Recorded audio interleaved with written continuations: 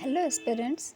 आज से हम शुरू करने जा रहे हैं इकोनोमेट्रिक्स, जो कि इकोनॉमिक्स की एक काफ़ी समझते हैं लोग कि डिफ़िकल्ट ब्रांच है। तो आज से हम स्टडी करेंगे इकोनोमेट्रिक्स। शुरुआत करते हैं इसके फर्स्ट चैप्टर से, introduction to econometrics.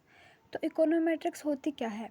Econometrics 3 branches से मिलकर बनी है: इकोनॉमिक्स, मैथमेटिक्स एंड स्टैटिस्टिक्स। यानी कि इकोनोमेट्रिक्स में हम इकोनॉमिक्स को मैथ्स के कॉन्सेप्ट के साथ मिलके और स्टैटिस्टिक्स को भी एनालिसिस करते हैं, वो होती है हमारी इकोनोमेट्रिक्स।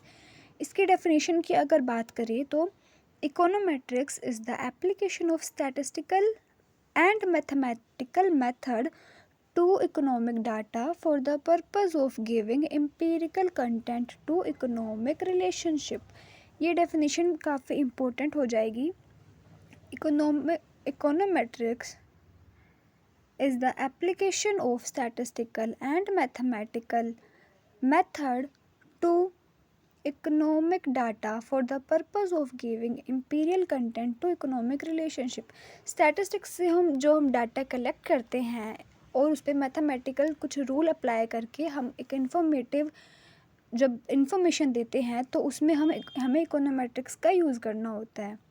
ओके, अब हम आगे चलते हैं नेक्स्ट स्लाइड पे। सो की ऑब्जेक्टिव्स ऑफ इकोनोमेट्रिक्स। इकोनोमेट्रिक्स के की ऑब्जेक्टिव्स क्या क्या है? सबसे पहला है क्वांटिफाई इकोनॉमिक थ्योरीज। ये जो इकोनॉमिक थ्योरीज जो हम इकोनॉमिक्स में पढ़ते हैं, ये एक्चुअल में उसको क्वांटिटेटिव फॉर्म में अप्लाई करना होता है इकोनोमेट्रिक्स के थ्रू। Test hypothesis using real world data. इसमें हम रियल वर्ल्ड में डाटा कलेक्ट करते हैं और उस पर हाइपोथेसिस लगा के चेक करते हैं कि क्या जो हमने हाइपोथेसिस बनाई थी वो रियल वर्ल्ड में एप्लीकेबल है या नहीं। Forecast economic trends. हम पिछले पुराने ट्रेंड्स को देख के तथा करंट सिनेरियो को एनालिसिस करके फ्यूचर के लिए प्रिडिक्शन कर सकते हैं। Analysis policy impact. और इससे हम ये देख सकते हैं कि जो हमने पॉलिसी बनाई उसका आगे फ्यूचर में क्या इफ़ेक्ट पड़ेगा। ओके, सो अब हम चलते हैं नेक्स्ट स्लाइड पे।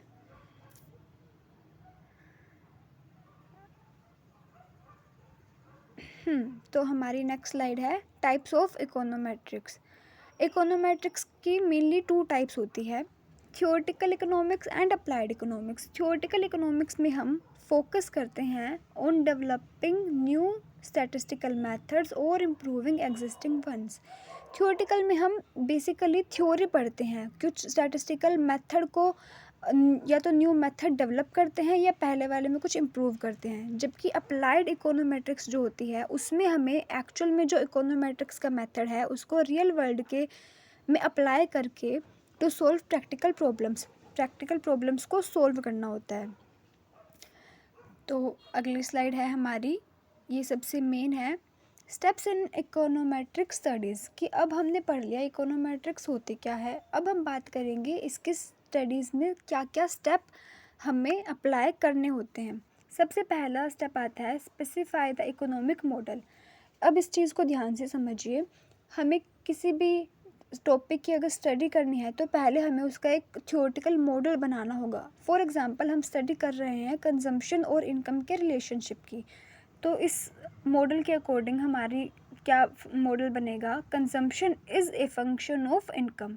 Consumption is a function of income, कि हमारी कंजम्पशन जो है वो हमारे इनकम पे डिपेंड करती है। उसके बाद फॉर्मुलेट द इकोनोमेट्रिक मॉडल। अब हमें इकोनोमेट्रिक मॉडल बनाना पड़ेगा, तो वो मॉडल हम कैसे बना सकते हैं? जैसे कि जो हमारी कंजम्पशन है वो इनकम पे तो डिपेंड करेगी, लेकिन इसके अलावा कई बार ऐसा होता है कि अगर हमारी इनकम ज़ीरो हो तो भी हमें कुछ ना कुछ कंजम्पशन तो करनी होती है। तो वो होती है हमारा पैरामीटर जिसको हम बोलते हैं बीटा ज़ीरो, ये तो ऐड होगा ही होगा। उसके अलावा बीटा वन क्या है? जो हमारी कंजम्पशन बताएगा on the basis of income, की हम इनकम के बेस पे हम कितना खर्च करते हैं। इसके साथ में हम लगाते हैं वाई और प्लस में U equals to error term. Error term होता है कि हमारी जो इनकम है वो कंजम्पशन के अलावा कई एरर टर्म्स पे भी डिपेंड करती है जिसकी हम स्टडी नहीं कर सकते, तो उसे हम एरर टर्म बोलते हैं। तो ऐसे फॉर्मुलेट होती है हमारी इकोनोमेट्रिक मॉडल। यहाँ पे सी जो है यानी कि कंजम्पशन हमारा डिपेंडेंट वेरिएबल है और वाई इनकम हमारी इंडिपेंडेंट वेरिएबल है। इकोनोमेट्रिक्स में डिपेंडेंट वेरिएबल को चेक किया जाता है कि वो इंडिपेंडेंट वेरिएबल से कितना ज़्यादा अफेक्टेड है, जिसको हम बीटा 1 से डिनोट करते हैं। हमने इकोनोमेट्रिक्स का मॉडल बना लिया, उसके बाद हम डाटा कलेक्ट करेंगे। अब इसके भी कई मेथड्स होते हैं जिसको हम आगे आने वाली वीडियोस में डिस्कस करेंगे। Time series, cross sectional and panel data. Time series में हम डिफरेंट टाइम्स के डाटा कलेक्ट करते हैं। क्रॉस सेक्शनल में हम एक ही टाइम पे डिफरेंट आइटम्स के डाटा कलेक्ट करते हैं। Fourth is estimate the parameters. उसके बाद हमें पैरामीटर्स का एस्टिमेट करना होता है, जिसके लिए हम OLS मेथड अप्लाई करेंगे। ये एक पूरा अलग से चैप्टर है, इसको मैं आगे आने वाली वीडियोस में समझाऊंगी।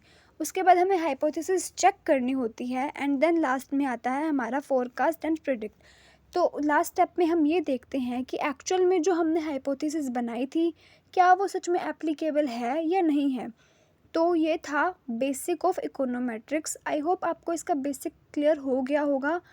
अगर आपको ये वीडियो अच्छी लगी तो चैनल को लाइक करो और आगे आने ऐसे ही इन्फॉर्मेटिव वीडियोस देखने के लिए चैनल को सब्सक्राइब करो। Thank you.